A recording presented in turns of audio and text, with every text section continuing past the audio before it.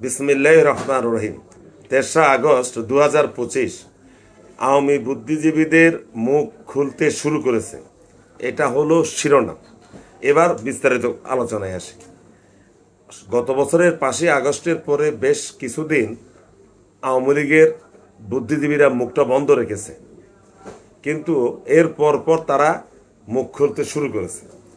এখন তো বলা চলে প্রায় তারা খইয়ের মতো তাদের মুখের মধ্যে কথা ফোটে। আপনারা যদি দেখেন যে আওয়ামী লীগ সমর্থিত উচ্চশিক্ষিত বুদ্ধিজীবী যারা, তারা এমনভাবে কথা বলছে যে মনে হয় যেন গত ১৭ বছরে আওয়ামী লীগ কোনো অন্যায় করে নাই, আওয়ামী লীগের কোনো দোষ নেই। আওয়ামী লীগ একেবারে যে গণতন্ত্র এই বাংলাদেশকে উপহার দিয়েছে, এর চেয়ে ভালো গণতন্ত্র আর পৃথিবীর কোনো দেশে কোনো সরকার দিতে পারেনি। এবং বাংলাদেশের মানুষ একেবারে দুধে ভাতে ছিল। বাংলাদেশে আইন শৃঙ্খলা রক্ষা আইন শৃঙ্খলা এমন ছিল যে মানুষ দরজা জানালা খুলে অনায়াসে ঘুমাতে পারত। এমন একটা অবস্থা তারা সৃষ্টি করেছে, যে কথাটা এখন আওয়ামী লীগের সেই কথিত না, সেই শ্রদ্ধেয় বুদ্ধিজীবীরা এমনভাবে উপস্থাপন করছেন।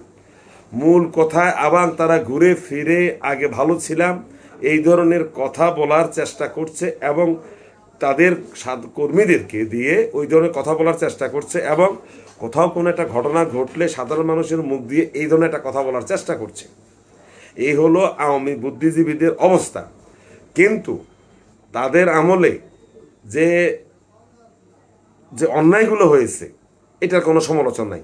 আপনি দেখবেন শেখ রেহানা, তারপরে ওই যে শেখ রেহানার কন্যায় ব্রিটিশ যে এমপি, এরা যে ঢাকাতে প্লট নিল, শেখ হাসিনা যে ঢাকাতে বাড়ি করলো, প্লট নিল, আরো কি কি ব্যবসা প্রতিষ্ঠান করলো, আওয়ামী লীগের লোকরা যে বাংলাদেশ থেকে টাকাগুলো বিদেশে পাচার করলো, হ্যাঁ, বাংলাদেশে এতগুলা বিএনপি জামাত বা অন্য কোনো দল হোক যে গুম খুন হলো, এই যে দিনের ভোট যে রাতে হলো, এই যে আরো অনেক অন্যায় যে তারা করলো, এটার কিন্তু কোনো সমালোচনা নেই।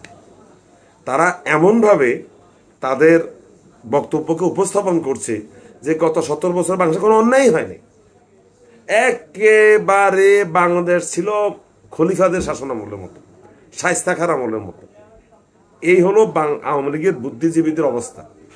তারা মুখ খোলার চেষ্টা করছে। ডক্টর ইউনূস ব্যর্থ, আমরাও স্বীকার করি, আপনিও করেন, সবাই স্বীকার করে যে ডক্টর ইউনূস অধিকাংশ ক্ষেত্রে ব্যর্থ।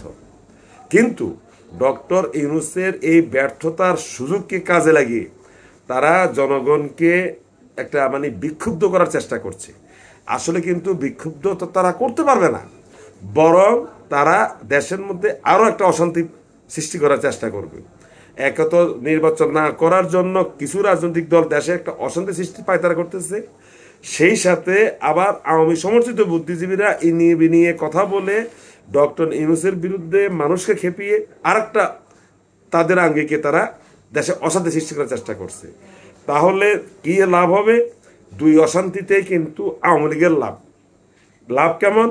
আওয়ামী লীগ চায় না যে এই মুহূর্তে দেশে একটা নির্বাচন হোক। কারণ আওয়ামী লীগ যদি এই মুহূর্তে একটা নির্বাচন চায়, যদি বাংলাদেশে মোটামুটি একটা গ্রহণযোগ্য নির্বাচন হয়, তাহলে বাংলাদেশে একটা সাংবিধানিক একটা বৈধ সরকারের অস্তিত্ব বিদ্যমান হয়ে যাবে, একটা বৈধ সরকার চলে আসবে। এবং চলে আসলে আওয়ামী লীগ সরকার তো আসতে পারতেছে না, তখন এখন যে তারা যে বলে যে আপা বা তাদের নেত্রী দেশের বাহিরে বেড়াতে গিয়েছে, যে কোনো সময় তিনি দেশে এসে আবার শাসন ক্ষমতা গ্রহণ করবেন, তাহলে ওই যদি একটা নির্বাচন হয়ে যায়, তাহলে ওই নির্বাচনটার বৈধতার কারণে তাদের আর ওই ধরনের কথা বলার সুযোগ থাকবে না। এই কারণে আওয়ামী লীগের বুদ্ধিজীবীরা বিনিয়ে কথা বলে চাচ্ছে যে বাংলাদেশে যেন কোনো একটা গ্রহণযোগ্য নির্বাচন যেন না হয়, বা একটা নির্বাচন যেন এই ডক্টর ইউনূস সাহেব না দিতে পারে। যদি গ্যাঞ্জাম হয় তাহলে আওয়ামী লীগের লাভ। আওয়ামী লীগ দেশ বিদেশে বাংলাদেশের রাজনৈতিক, ধর্মীয়, অর্থনৈতিক বিভিন্ন প্রেক্ষাপট নিয়ে তারা বিদেশে একটা বাজে একটা ব্র্যান্ডিং করবে। আর অপরদিকে যারা নির্বাচন চায় আবার পিছায় যায়, নির্বাচন চায় আবার পিছায় যায়, আবার নির্বাচন চায় না, এদের একটা উদ্দেশ্য হলো যে তারা কি করতে চায়, তারা যদি মনে করে যে নির্বাচন দিলে বিএনপি আসবে, দরকার নাই, আমরা এখন যেভাবে আছি আমরা এইভাবে থাকব। আসলে কিন্তু নির্বাচনটা আওয়ামী লীগও চায় না, আর বর্তমানে ইউনূস সাহেবকে যারা সমর্থন করেছে তাদের মধ্যে একটা অংশ চায় না।